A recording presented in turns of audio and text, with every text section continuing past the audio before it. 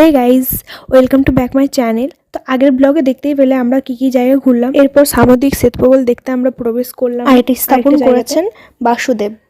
তো বাসুদেব যেহেতু ইটালি ছিলেন, তো তিনি একটা স্বপ্ন দেখেছিলেন এই প্রবালের, তো তিনি এটাই স্থাপন করেছেন। এখানে বাসুদেবের সমাধিও আছে, এইখানে আছে বাসুদেবের সমাধি।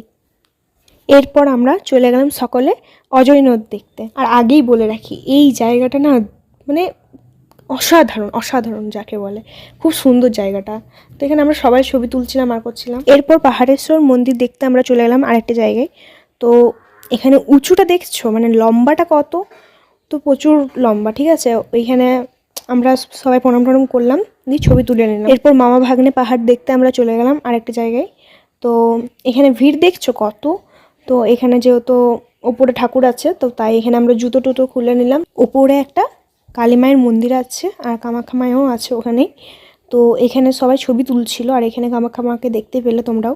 এরপর আমরা আইসক্রিম নিলাম, একটা করে আইসক্রিম নিয়ে বাড়ির জন্য রওনা দিলাম। আর ফ্রেন্ডদের সঙ্গে যখন ঘুরতে গিয়েছি, ডান্স না করলে কি মানায়?